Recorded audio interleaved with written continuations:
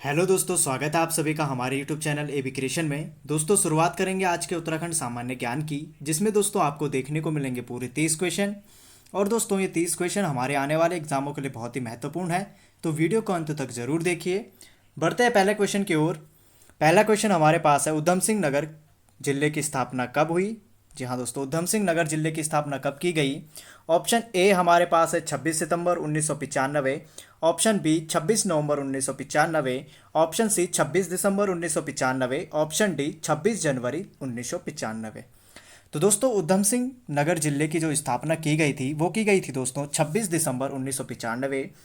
Option number C दोस्तों इस question का राइट आंसर होगा। 26 दिसंबर 1995 को दोस्तों उधम सिंह नगर की स्थापना की गई थी, तो ये हमारा इस क्वेश्चन का राइट आंसर होगा। बढ़ेंगे अगले क्वेश्चन की ओर। दूसरा क्वेश्चन हमारे पास है, संविधान के किस अनुच्छेद के तहत प्रत्येक राज्य के लिए एक एक उच्च न्यायालय का प्रावधान किया गया है? काफ़ी इंपॉर्टेंट क्वेश्चन दोस्तों हमारे पास दिया गया है। संविधान के किस अनुच्छेद के तहत प्रत्येक राज्य के लिए एक एक उच्च न्यायालय का प्रावधान किया गया है? ऑप्शन ए अनुच्छेद 210, ऑप्शन बी अनुच्छेद 211, ऑप्शन सी अनुच्छेद 214, ऑप्शन डी अनुच्छेद 213। तो दोस्तों संविधान के अनुच्छेद 214 के तहत दोस्तों प्रत्येक राज्य के लिए एक एक उच्च न्यायालय की व्यवस्था की गई है। और दोस्तों आपको पता होगा उत्तराखंड का जो उच्च न्यायालय है वो नैनीताल में है, और ये दोस्तों भारत का 20वां उच्च न्यायालय है, जिसकी स्थापना दोस्तों 9 नवंबर 2000 को की गई थी, जब उत्तराखंड राज्य बना था। और दोस्तों इसके जो प्रथम मुख्य न्यायाधीश थे वो थे दोस्तों उस समय अशोक अभयंकर देसाई, और प्रथम रजिस्ट्रार दोस्तों हमारे GCM रावत जी थे। तो आपको ये भी ध्यान में रखना है। बढ़ेंगे अगले क्वेश्चन की ओर। तीसरा क्वेश्चन हमारे पास है, राजबुंगा किला का निर्माण किसने करवाया? Option A Somchand, option B Bahadur Chand, option C Pratap Chand, option D Shivchand. तो दोस्तों राजबुंगा किला का निर्माण जो कराया था दोस्तों वो कराया था दोस्तों राजा सोमचंद ने। तो ऑप्शन ए दोस्तों इस क्वेश्चन का राइट आंसर होगा, सोमचंद। और दोस्तों ये जो किला है दोस्तों राजबुंगा, ये हमारा चंपावत में है, तो आपको ये भी ध्यान में रखना है। चंपावत में दोस्तों राजबुंगा किला है, तो आपको ये भी ध्यान में रखना है। तो बढ़ेंगे अगले क्वेश्चन की ओर। क्वेश्चन नंबर 4 हमारे पास है, कुमाऊं राष्ट्रीय मोर्चा की स्थापना कब की गई?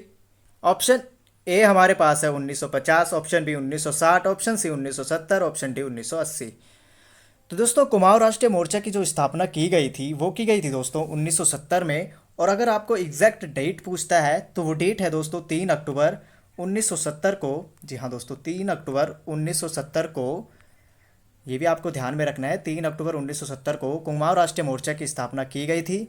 और दोस्तों किसके द्वारा की गई थी अगर आपके पास क्वेश्चन पूछा जाए, तो कुमाऊं राष्ट्रीय मोर्चा की स्थापना जो की गई थी वो की गई थी दोस्तों PC कामरेड। जी हाँ दोस्तों कामरेड, ये भी आपको ध्यान में रखना है, कामरेड PC जोशी द्वारा, PC जोशी द्वारा। तो पढ़ेंगे दोस्तों अगले क्वेश्चन की ओर। पांचवा क्वेश्चन, भिलंगताल कहाँ है? ऑप्शन ए हमारे पास है Tehri, option B Chamoli, option C Pauri, option D Uttarkashi. तो दोस्तों भिलंगताल जो हमारा है यह टिहरी में है, तो ऑप्शन ए टिहरी इस क्वेश्चन का राइट आंसर होगा। बढ़ेंगे अगले क्वेश्चन की ओर। क्वेश्चन नंबर 6, नामिक ग्लेशियर कहाँ है? Option A Chamoli, option B Pithoragarh, option C Bageshwar, option D Uttarkashi. तो दोस्तों नामिक ग्लेशियर जो हमारा है यह दोस्तों पिथौरागढ़ में है, तो ऑप्शन बी दोस्तों इस क्वेश्चन का राइट आंसर होगा, पिथौरागढ़। तो बढ़ेंगे अगले क्वेश्चन की ओर। क्वेश्चन नंबर 7 हमारे पास है, किस ताल को कंकाली ताल कहा जाता है? Option A Hemkund, option B Homkund, option C Saptkund, option D Roopkund. तो दोस्तों कंकाली ताल जो कहा जाता है वो कहा जाता है रूपकुंड को, तो ऑप्शन डी दोस्तों हमारा इस क्वेश्चन का राइट आंसर होगा। बढ़ेंगे अगले क्वेश्चन की ओर। 8वां क्वेश्चन हमारे पास है, उच्च स्तरीय पौध शोध संस्थान कहाँ है? Option A Srinagar, option B Tehri, option C Gopeshwar, option D Dehradun. तो दोस्तों उच्च स्तरीय पौध शोध संस्थान जो है हमारा ये दोस्तों श्रीनगर में है, तो ऑप्शन ए श्रीनगर दोस्तों इस क्वेश्चन का राइट आंसर होगा। बढ़ेंगे अगले क्वेश्चन की ओर। क्वेश्चन नंबर 9 हमारे पास है, उत्तराखंड में प्रथम बार वन पंचायतों का गठन किया गया था? तो हमें बताना है दोस्तों उत्तराखंड में प्रथम बार वन पंचायतों का गठन कब किया गया था? Option A 1921, option B 1927, option C 1931, option D 1935। तो दोस्तों उत्तराखंड में प्रथम बार वन पंचायतों का गठन 1931 में किया गया था, तो ऑप्शन सी हमारा इस क्वेश्चन का राइट आंसर होगा, 1931। तो बढ़ेंगे अगले क्वेश्चन की ओर। क्वेश्चन नंबर 10 हमारे पास है, मैग्नेटाइट मुख्य रूप से कहाँ पाया जाता है। काफ़ी इंपॉर्टेंट क्वेश्चन दोस्तों, आपको पता है ऐसे क्वेश्चन अधिकतर परीक्षाओं में पूछे जाते हैं। Option A Chamoli, option B Bageshwar, option C Pithoragarh, option D उपरोक्त सभी। तो दोस्तों मैग्नेटाइट मुख्य रूप से कहाँ पाया जाता है, तो चमोली, बागेश्वर, पिथौरागढ़ तीनों ही जिलों में दोस्तों मैग्नेटाइट मुख्य रूप से पाया जाता है। तो ऑप्शन डी उपरोक्त सभी दोस्तों हमारा इस क्वेश्चन का राइट आंसर होगा। बढ़ेंगे अगले क्वेश्चन की ओर। 11वां क्वेश्चन हमारे पास है, राज्य में गुणात्मक बीजों की उपलब्धता सुनिश्चित कराने के लिए उत्तराखंड स्टेट सीड सर्टिफिकेशन अभिकरण की स्थापना कब की गई। जहां दोस्तों क्वेश्चन को ध्यान से समझे, पूछा गया है राज्य में गुणात्मक बीजों की उपलब्धता सुनिश्चित कराने के लिए उत्तराखंड स्टेट सीड सर्टिफिकेशन अभिकरण की स्थापना कब की गई। ऑप्शन ए हमारे पास दिया गया है 14 मार्च 2001, ऑप्शन बी 14 मार्च 2002, ऑप्शन सी 14 मार्च 2003, ऑप्शन डी 14 मार्च 2004। तो दोस्तों स्टेट सीड सर्टिफिकेशन अभिकरण की स्थापना जो की गई थी वो की गई थी दोस्तों 14 मार्च 2001 में। जी हाँ दोस्तों, 14 मार्च 2001 में की गई थी। और इस एजेंसी का मुख्य काम दोस्तों था वो था बीज अधिनियम 1966 के अंतर्गत अधिसूचित फसल प्रजातियों के बीजों का मानक के अनुरूप प्रमाणीकरण करना। तो आपको ये भी ध्यान में रखना है। तो बढ़ेंगे अगले क्वेश्चन की ओर। 12वां क्वेश्चन, कृषि उत्पादन विपणन बोर्ड की स्थापना कब की गई। ऑप्शन ए दिसंबर 2000 में, ऑप्शन बी दिसंबर 2001 में, ऑप्शन सी दिसंबर 2002 में, ऑप्शन डी दिसंबर 2003 में। तो दोस्तों कृषि उत्पादन विपणन बोर्ड की जो स्थापना की गई थी ये की गई थी दोस्तों दिसंबर 2000 में। ऑप्शन ए हमारा इस क्वेश्चन का राइट आंसर होगा। और दोस्तों कृषि उत्पादन विपणन बोर्ड को मंडी परिषद भी कहा जाता है। तो आपको ये भी ध्यान में रखना है, इसे क्या मंडी परिषद भी कहा जाता है। और दोस्तों इसमें जो आपका कार्य किया जाता है, किसानों को उनकी उपज का न्यायोचित मूल्य दिलाने हेतु दोस्तों इस बोर्ड का गठन किया गया था। तो आपको ये भी ध्यान में रखना है।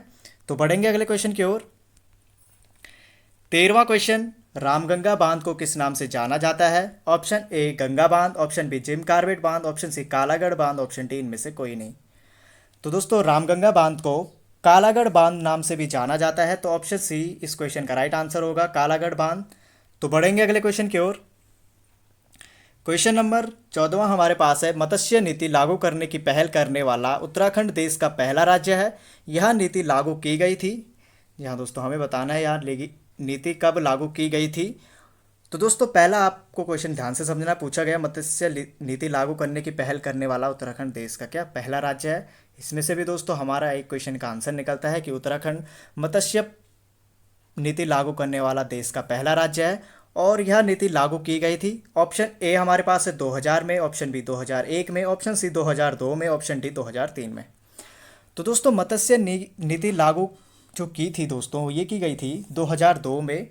तो ऑप्शन सी इस क्वेश्चन का राइट आंसर होगा, 2002। तो बढ़ेंगे अगले क्वेश्चन की ओर। क्वेश्चन नंबर 15वां हमारे पास है, भीम एवं ब्रह्म गुफाएं कहाँ हैं।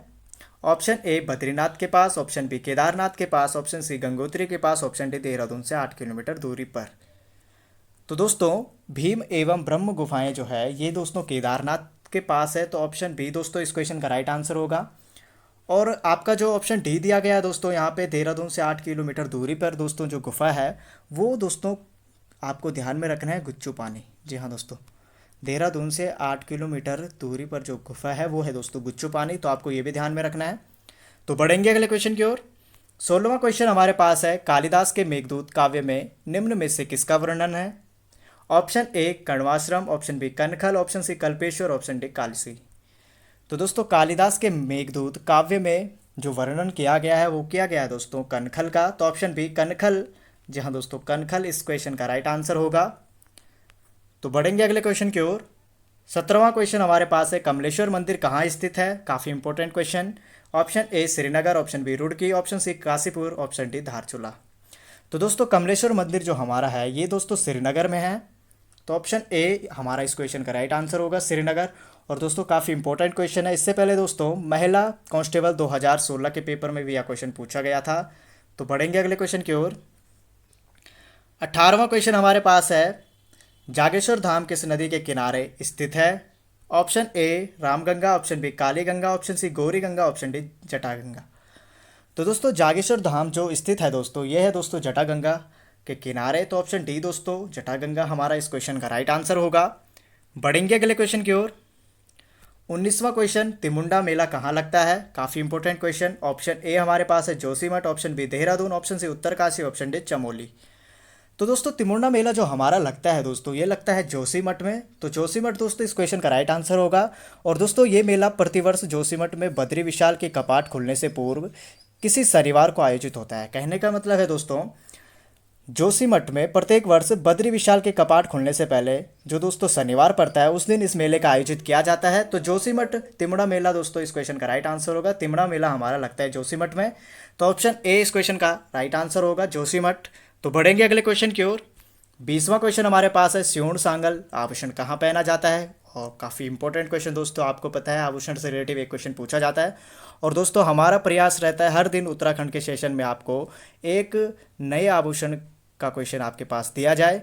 तो ऑप्शन हमारे पास है, ऑप्शन ए गले में, ऑप्शन बी हाथ में, ऑप्शन सी कंधों पर, ऑप्शन डी बाजू में। तो दोस्तों स्योण सांगल आभूषण कहाँ पहना जाता है?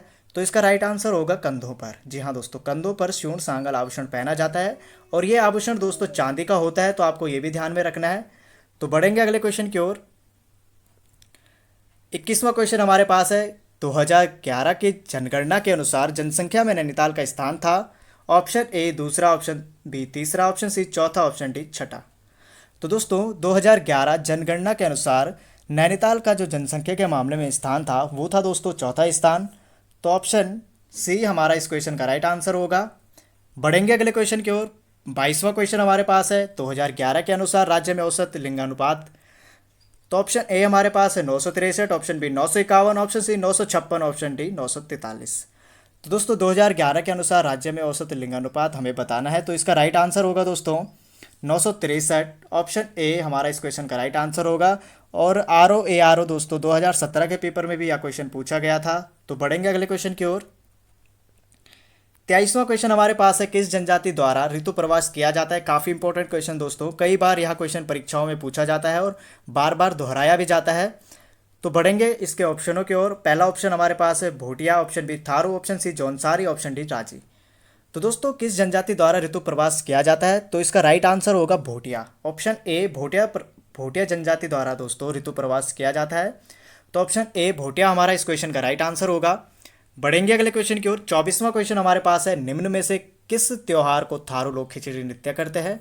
जी हाँ दोस्तों, निम्न में से किस त्योहार को थारू लोग खिचड़ी नृत्य करते हैं? Option A Holi, option B Deepawali, option C Nagpanchami, option D Dussehra. तो दोस्तों थारू लोग जो खिचड़ी नृत्य करते हैं दोस्तों, ये करते हैं होली के उत्सव पर। तो ऑप्शन ए हमारा होली इस क्वेश्चन का राइट आंसर होगा। बढ़ेंगे अगले क्वेश्चन की ओर। 25वां क्वेश्चन हमारे पास है, निम्न में से कौन सा स्थान राष्ट्रीय राजमार्ग संख्या 87 पर स्थित नहीं है? क्वेश्चन नंबर 25वें को दोस्तों ध्यान से समझिए, पूछा गया है निम्न में से कौन सा स्थान राष्ट्रीय राजमार्ग संख्या 87 पर नहीं है? ऑप्शन ए हमारे पास है Pantnagar, option B Jeetpur, option C Rampura, option D Rani Bagh. तो दोस्तों राष्ट्रीय राजमार्ग संख्या 87 पर जो नहीं होगा वो होगा दोस्तों हमारा रामपुरा। ऑप्शन सी दोस्तों आपको ध्यान रखना है, रामपुरा दोस्तों राष्ट्रीय राजमार्ग संख्या 87 पर नहीं है। तो बढ़ेंगे अगले क्वेश्चन की ओर। 26वां क्वेश्चन दोस्तों हमारे पास दिया गया है, राज्य स्तरीय ऊर्जा पार्क स्थित है। ऑप्शन ए हमारे पास है Dehradun, option B Haridwar, option C Nainital, option D Udham Singh Nagar. तो दोस्तों राज्य स्तरीय ऊर्जा पार्क जो है हमारा दोस्तों, ये है देहरादून में। तो ऑप्शन ए देहरादून दोस्तों इस क्वेश्चन का राइट आंसर होगा।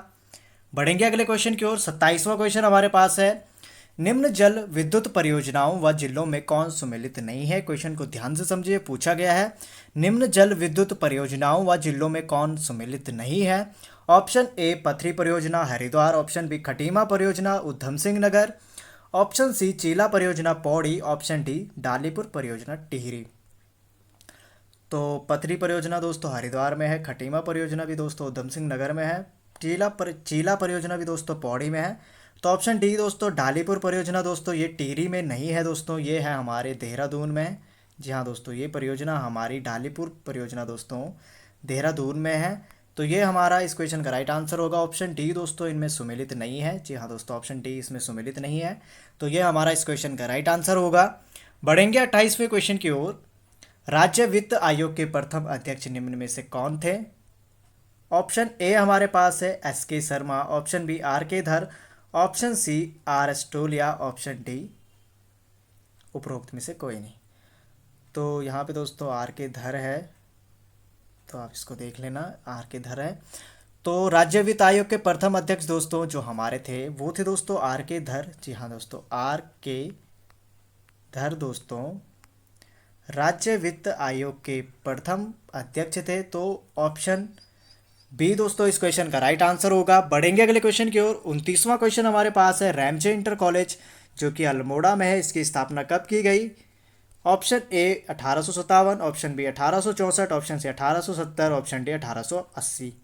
तो दोस्तों रैमजे इंटर कॉलेज की स्थापना 1870 में की गई थी। तो ऑप्शन सी दोस्तों 1870 इस क्वेश्चन का राइट आंसर होगा। बढ़ेंगे 30वें एवं आज के सेशन के अंतिम क्वेश्चन की ओर, जो कि हमारे पास दिया गया है, केंद्रीय भवन अनुसंधान संस्थान कहाँ स्थित है? Option A Roorkee, option B Nainital, option C Dehradun, option D Srinagar. तो दोस्तों केंद्रीय भवन अनुसंधान संस्थान जो है हमारा, यह है दोस्तों देहरादून में। ऑप्शन सी दोस्तों इस क्वेश्चन का राइट आंसर होगा, देहरादून। देहरादून में दोस्तों हमारा केंद्रीय भवन अनुसंधान संस्थान केंद्र है। तो ऑप्शन सी दोस्तों देहरादून इस क्वेश्चन का राइट आंसर होगा। इसी प्रकार दोस्तों आज का उत्तराखंड सामान्य ज्ञान का यह सेशन यहीं पे समाप्त होता है। उम्मीद करता हूँ आपको सभी क्वेश्चनों के आंसर अच्छे से समझ में आ गए होंगे। अगर दोस्तों आपको किसी क्वेश्चन में कोई डाउट नज़र आता है तो कमेंट बॉक्स में कमेंट करके दोस्तों आप डाउट क्लियर कर सकते हैं। और दोस्तों कमेंट करके ज़रूर बताइए आपके इन क्वेश्चनों में से कितने क्वेश्चनों के आंसर सही जा रहे हैं। तो फिर मिलेंगे दोस्तों आपको एक और नए सेशन में। तब तक के लिए दोस्तों thank you, thank you, thank you.